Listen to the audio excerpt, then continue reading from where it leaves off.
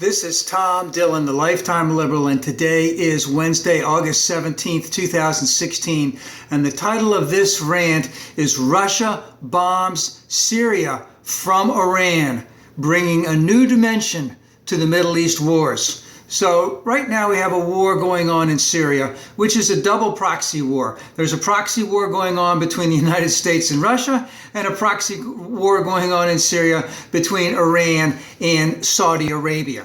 So in this particular thing, Iran is aligning with Russia, Saudi Arabia is aligning with the US, and Iran and Russia are aligning with al-Assad, the despotic monster in Syria.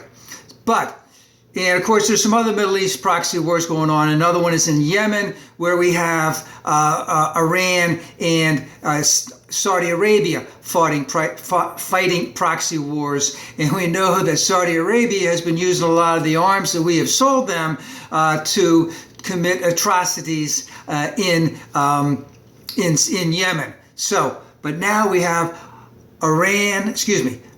Russia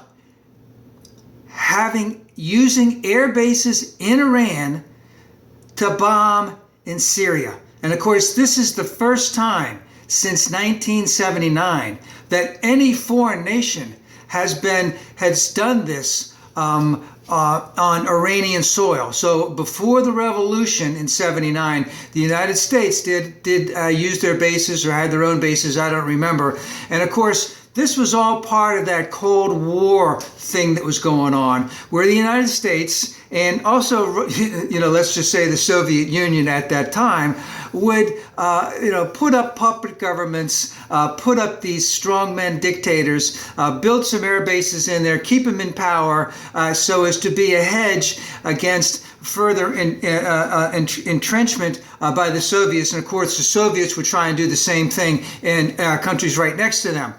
But what it's saying now is that Russia, again, wants to be a big player in the Middle East. And Russia wants to prop up al-Assad and wants Assad to stay in power. Now, of course, if we had our way, Assad would be out and he would be charged with crimes against humanity.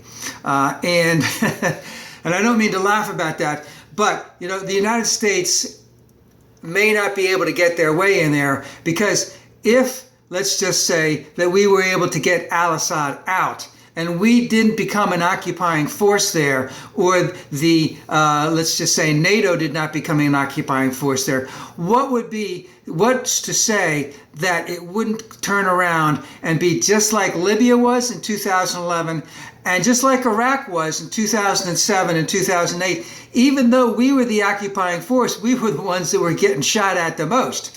So, and in 2008, also remember, Trump basically said we need to leave Iraq and declare victory.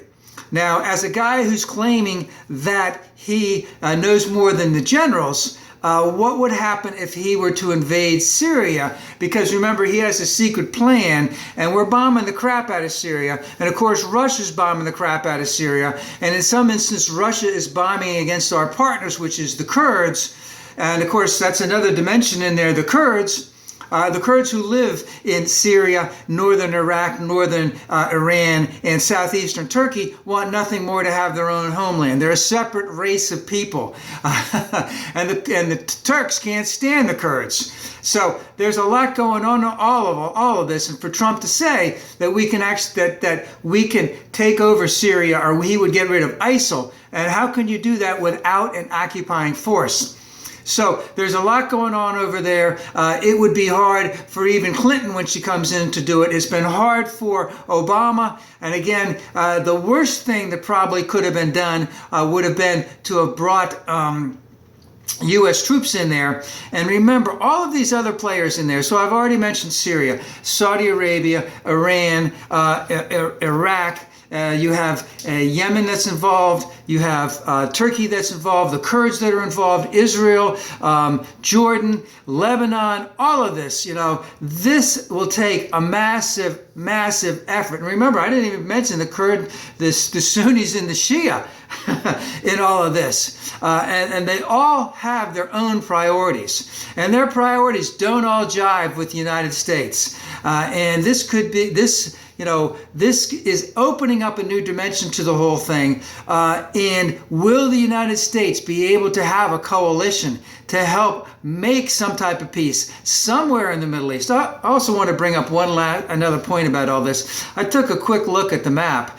So if you look at the map in terms of Iran and Syria, where they bombed, if they went out from Iran, then the only way they could have made a straight shot to Syria was to go over Iraqi airspace. And if they went to do a roundabout way to not go into Iraqi airspace, it appeared to me as if they would have had to have gone through Azerbaijan, Armenia, and possibly Turkey. And we know that Turkey doesn't want that because they shot down a Russian pilot before. So there's a big powder keg that's going on over there. And it's going to take a lot of diplomacy, and it's going to take a lot of negotiation. It's going to probably take a lot of time. Hopefully there won't be any more crimes against humanity that will be committed. But again, everyone has their own priorities in there, and they don't drive with each other. And a lot of these players hate each other, and they will never make peace with each other.